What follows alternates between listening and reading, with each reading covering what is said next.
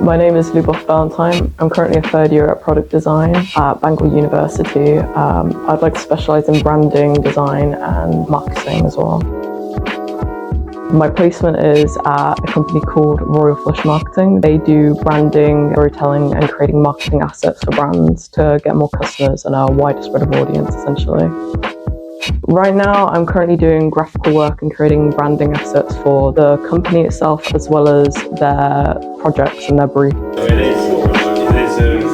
is a design. Just thinking, I guess, When I'm sketching and also when I'm in Adobe Illustrator creating the design from paper to digital, I will either paste the design onto my artboard or I will just go straight from reference and do it by hand. But the main tool I really like using is my drawing tablet, as well as the pencil tool, direct selection, pen tool. It's very much 80-20, so you may know 80% of the software but only use 20% of the tools to achieve what you want to achieve in the software. In general design, I find it sometimes hard to gauge what is being asked or what is wanted, or sometimes to translate that from, okay, you've given me this information, how can I create an asset that is suitable for what the client wants? It's easy sometimes, it takes a bit more work to, achieve that result.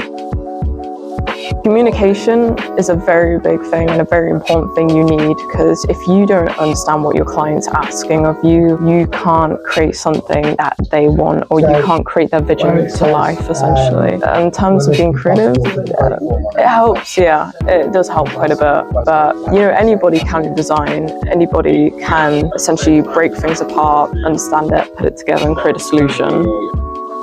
So I've worked on creating branding stories so far. I've also created more physical products such as pet beds. I've worked on creating tools, attachments for holding tools. The more story side of things, I created marketing assets, labels, packaging. So it was partially through word of mouth, through my lecturers, and then I looked at their website, I then called them and they responded and they were really friendly. I usually come in around 8:30. We then have a morning briefing where we go by the tasks we're going to do for the day and what's changed with companies. So they'll have the meeting, the new information comes in and we organise ourselves and allocate tasks by that. Well, it gives me real-world experience with a design agency and a marketing agency, essentially, and it's more of bringing myself up to commercial speed, so I'm able to go into this competitive market and be able to keep up with the workflow that's coming in. So it's very starkly different from the work we do at university, where it's your own pace, and this is us coming up to speed and getting that actual real-world experience.